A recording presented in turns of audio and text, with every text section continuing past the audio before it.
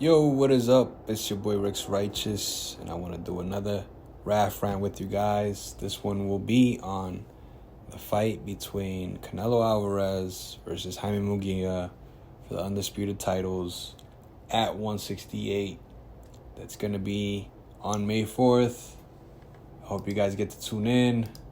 It should be a good fight. Now, I wanted to break down their records, who they are at the moment, and what I know from what I've seen from both fighters. I've only seen highlights from Jaime. I've seen maybe a few fights, but not as many fights as I've seen as when it comes to Canelo.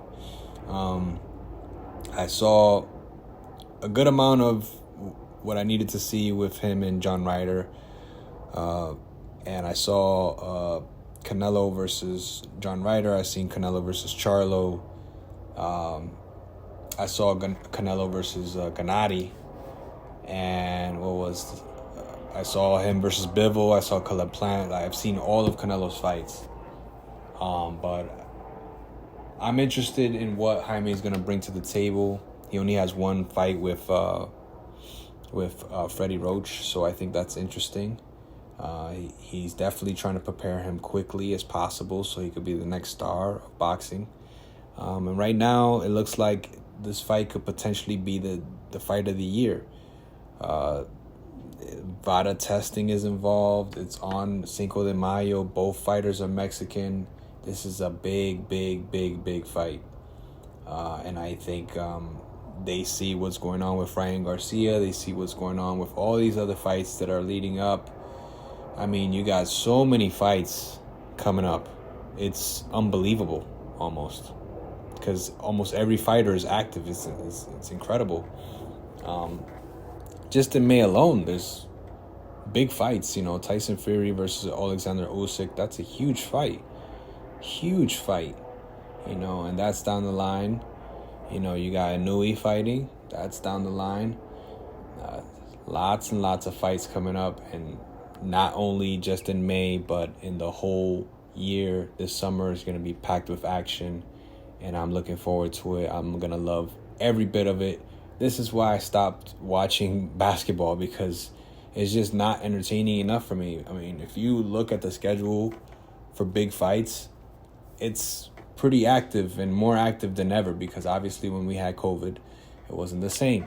So I think it's going to be a great year for boxing.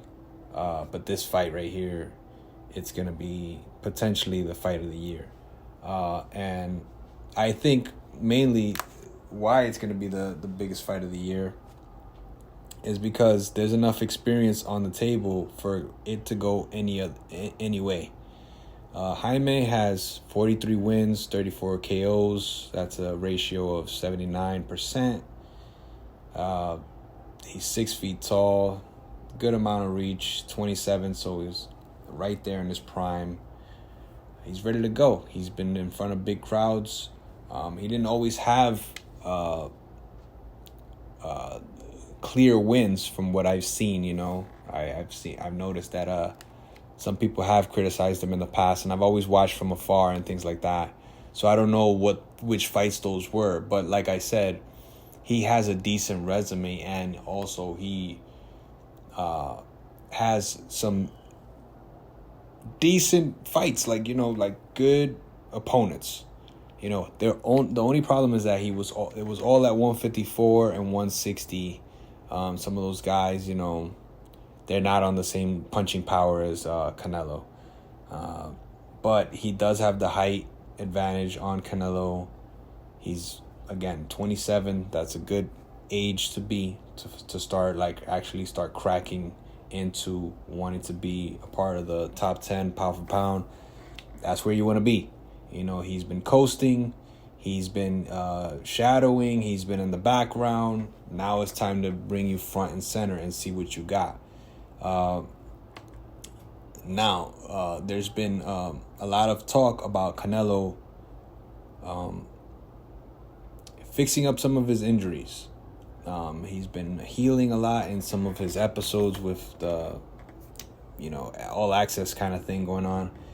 And you could tell he's been focused on healing up as much as possible. He looks happy. He's talking about how his left hook and his left arm is feeling great.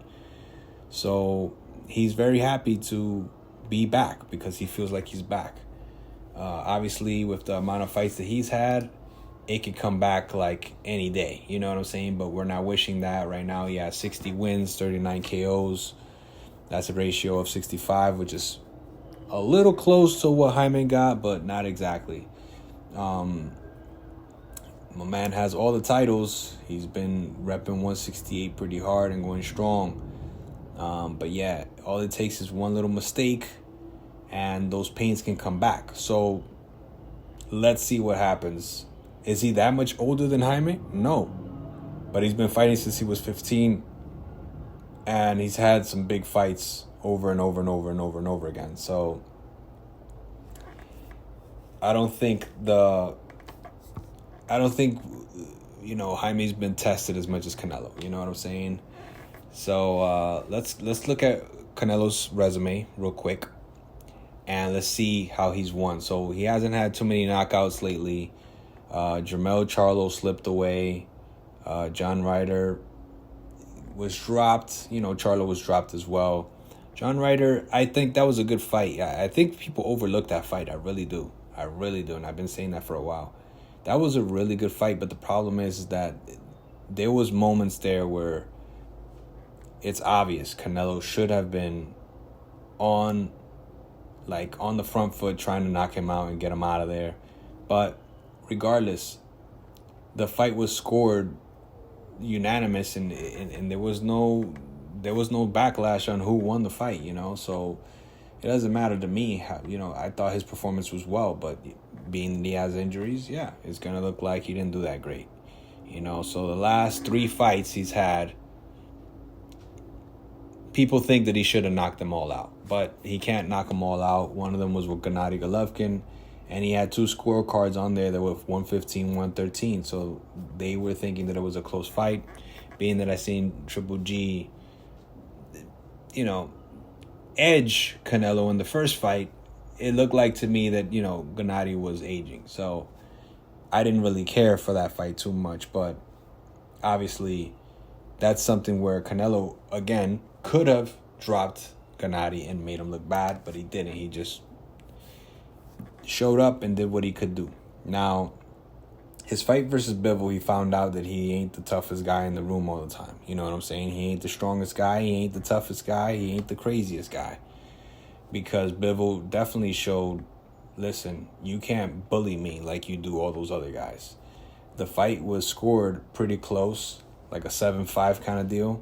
But at the same time, we all could see Bivol was not going to give up any more room than 8 rounds or 7. You know what I'm saying? So I think in a rematch, it would probably be the same, just because Bivol is just on a he's got a route, and Canelo don't have nothing to do with that. You know what I'm saying? If Canelo keeps trying to bring him back to that fight, it's gonna be a big issue for Canelo, because Bivol's got he's in a different lane. He's just going a different route.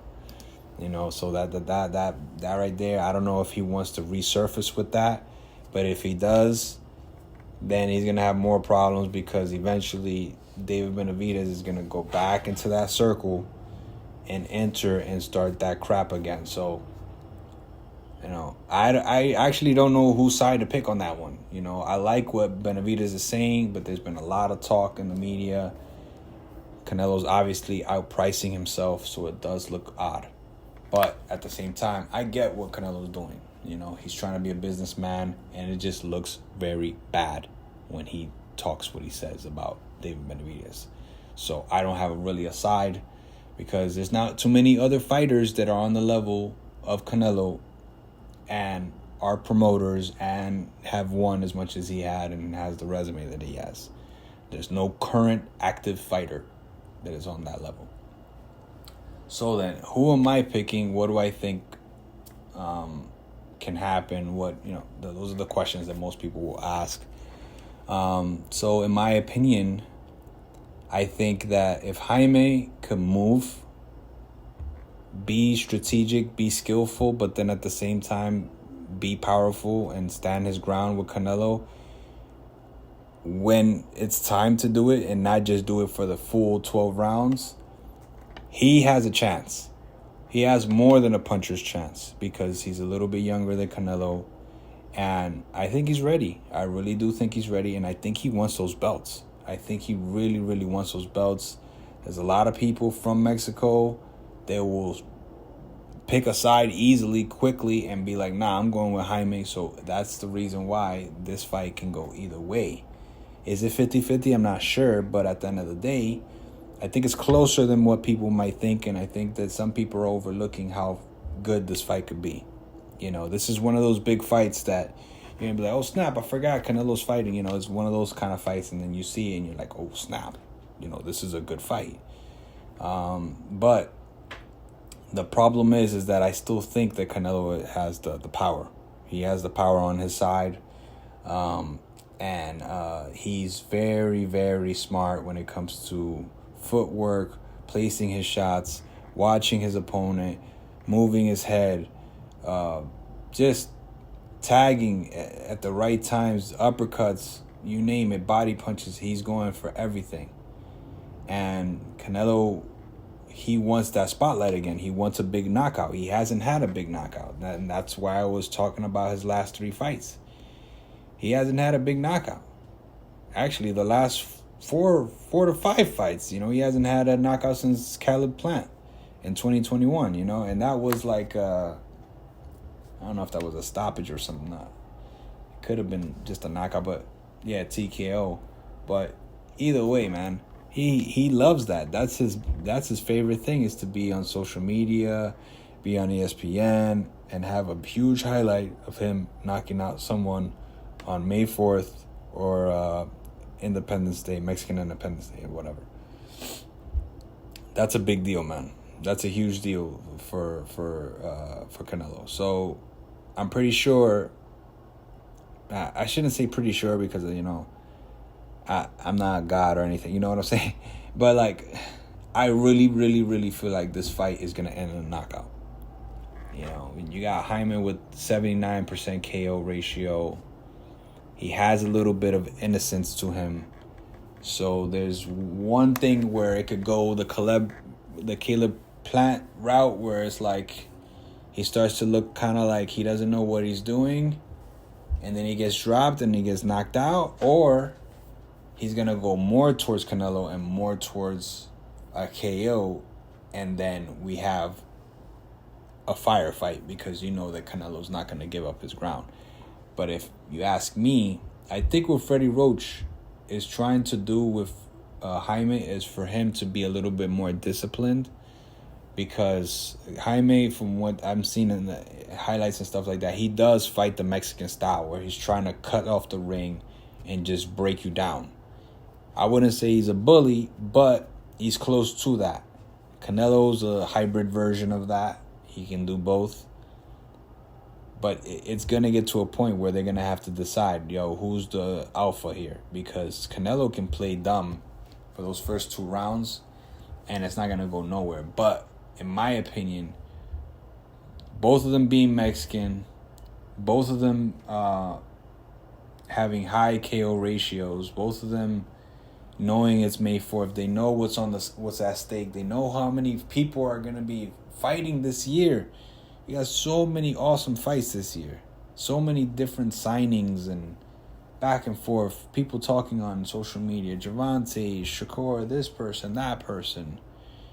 This fight is not going to... I really don't see it going past 6 rounds. I just don't. But who's going to win this fight? I can't really say. I'm edging Canelo.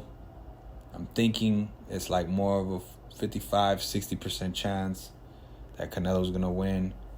It could be even further out than that, because some people see the holes in Jaime Munguia and things like that, because they've been watching him more faithfully and been seeing his fights and stuff like that. But I think he's ready, mentally prepared. His body looks like he's good to fight. But with that high KO ratio, it just seems to me that he He's going to be trying to go for the knockout ratio, and from what I've seen in the highlights, that's really all he knows how to do.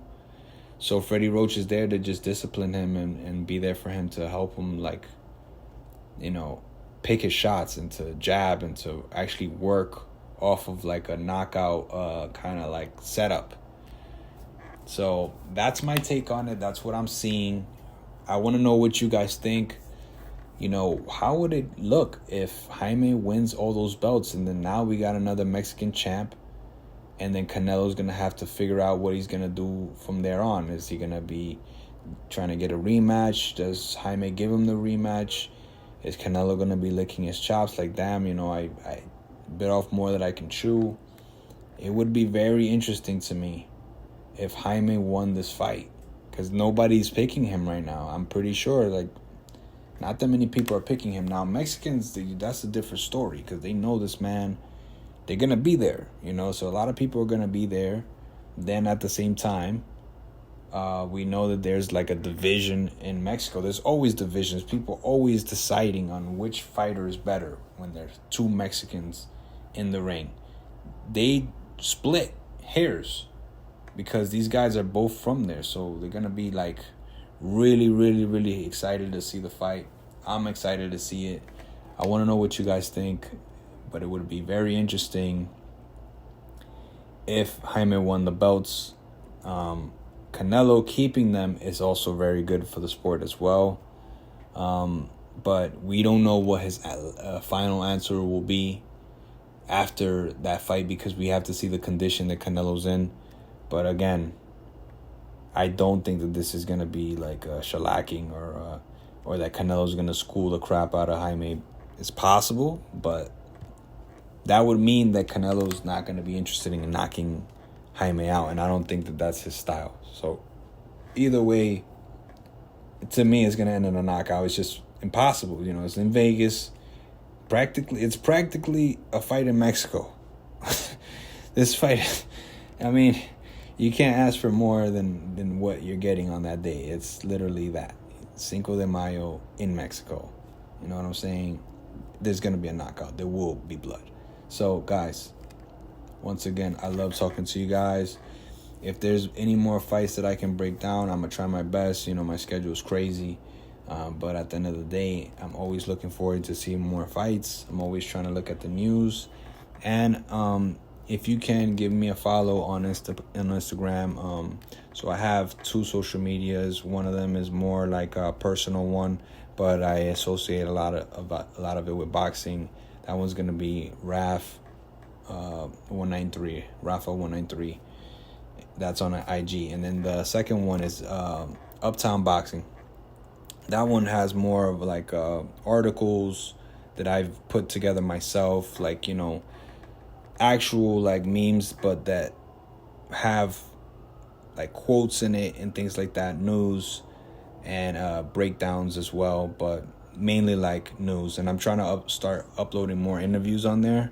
So check out that YouTube and that Instagram, because those are the ones that are a little bit more on the professional side if you just want to see a clean cut updates and whatnot.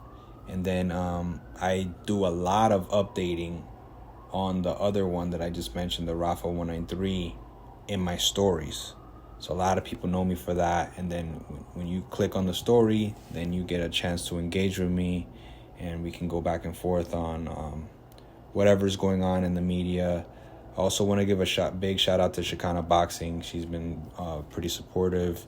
Lelos Boxing, super supportive. Those guys always, supporting my stuff and my updates. A lot of friends and family always supporting my updates on Instagram. So I want to say I appreciate you guys. Thank you very much. And also follow those guys. Follow the Chicana Boxing on TikTok. I have a TikTok as well at raf.calvo. Follow Lelos Boxing on TikTok, Instagram. Bunch of people to follow this year. I would also want to shout out Throw Boxing. There's a lot of folks that I've been paying attention to that's really good. Boxing Worldwide on IG. Supreme, or is it? I think it's Supreme. Yeah, I think it's Supreme Boxing or something like that on IG. Lots of good content on there, guys. Check those check those out. Pay-per-view IG. That one has a lot of good content on there.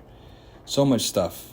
So much content going on. So yeah, stay tuned, guys. Stay tuned. I'm sorry if I ranted for too long. The 20 minutes was meant for you guys to stay informative with information that you guys need for the fights.